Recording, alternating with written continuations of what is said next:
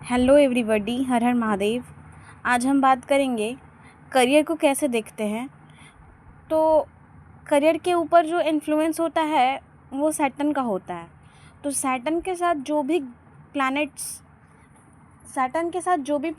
रहेगा, उस प्लैनेट्स का इन्फ्लुएंस हमारे करियर पे कैसे होता है वो हम देखेंगे।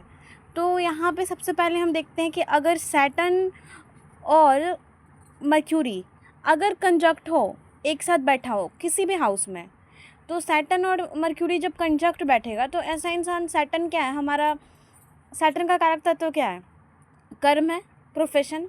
एंड मर्क्यूरी जो है वो कोई भी लिखने पढ़ने का काम हो गया, ऑडिटिंग का काम हो गया, या फिर कम्युनिकेशन का काम हो गया।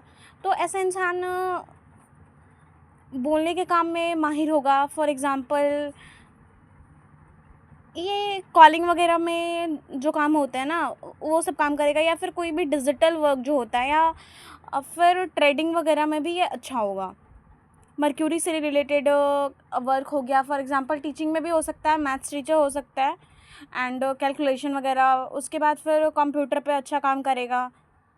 फिर और हम कह सकते हैं कि ये शॉर्ट हैंड वगैरह जो होता है, वहाँ पे चीज़ों को डिक्टेट करना, ट्रांसलेट करना, न्यूज़पेपर ऑडिटर्स, ये सब हो जाएगा। उसी तरीके से अगर सैटर्न मार्स के साथ कंजक्ट हो गया तो फिर मार्स जो है वो मैकेनिकल का काम होता है। कोई भी काम जो मैकेनिकली जो किया जाए, फॉर एग्जांपल ये सैटर्न और मार्स जब हो तो ये इंजीनियर हो सकता है, सॉफ्टवेयर इंजीनियर हो सकता है, या फिर ये फिर ऑटोमोबाइल्स, यहाँ पे 4th हाउस में बैठा है तो ये कह सकते हैं ना हम कि ऑटोमोबाइल्स में काम करने वाला हो सकता है, मैकेनिक हो सकता है। तो कुछ ऐसा इसका काम रहेगा। सैटर्न और राहु जब कंजक्ट होगा तो ये एआई वगैरह में अच्छा काम करेगा। सैटर्न केतु होगा तो इसका जो भी प्रोफेशन होगा, इसे ये बहुत ज़्यादा हट के प्रोफेशन चूज करेगा और रुक रुक के इसके काम चलेंगे। और ये मतलब हट के प्रोफेशन चूज करेगा का मतलब ये है कि लाइक एस्ट्रोलॉजी हो गया, टैरो रीडिंग हो गया, या फिर कोई रिसर्च वर्क हो गया, ऐसा जहाँ पे कोई फिक्स नहीं है। मतलब एक खुद का काम करेगा और उसमें इसके ब्रेक्स बहुत आएंगे और प्रोफेशन चेंज बहुत होगा।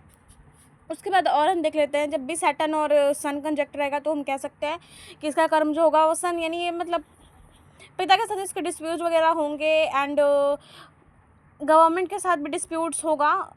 डिग्रीज मैटर करती है कि सैटर्न की कितनी डिग्री है, मतलब क्लोज कंजक्शन में या फिर कैसे है। और ये गवर्नमेंट से रिलेटेड काम भी करेगा, मतलब इसका काम भी उसी से, कर्म इसका पिता से काफ़ी जुड़ा होगा, गवर्नमेंट से जुड़ा होगा।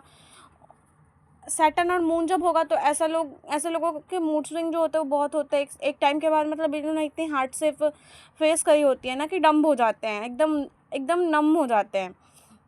और उस वजह से ऐसे लोगों का मूड जो है वो बहुत ही एंजाइटी, डिप्रेशन वगैरह फेस कर चुके होते हैं। और जब इसी को ये मास्टर कर लेते हैं तो ऐसे लोग अच्छे हीलर होते हैं। इमोशनल रेगुलरिटी इनके अंदर बहुत अच्छी हो जाती है, जो इमोशनल इंटेलिजेंस, एंड दूसरे को पेन को समझ पाते हैं। उसके बाद ये अच्छे साइकोलॉजिस्ट, साइकाइट्रिस्ट वगैरह भी हो जाते हैं। अगर यहाँ पे मर्क्यूरी का भी कंजक्शन अगर हो तो स्ट्रॉन्ग चांसेस बनते हैं। सैटर्न वेनस का कंजक्शन हो तो ऐसा इंसान जो भी काम करेगा उसमें उसको पैसा, लग्जरी ज़रूर ही मिलेंगे। तो वेनस जो है वो गाड़ियों से रिलेटेड है, लग्जरी से रिलेटेड है, तो ऐसे इंसान का अच्छा एक फार्म हाउस वगैरह हो सकता है। उसके बाद ये गाड़ियों का शोरूम हो सकता है।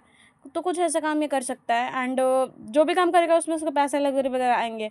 लड़की है तो फिर इसके ब्यूटी पार्लर वगैरह भी हो सकते हैं। और कुछ भी एंटिक पीसेस का काम, एस्थेटिक चीज़ों का काम, कपड़ों का काम, ये सब यहाँ इस कंजक्शन में होगा।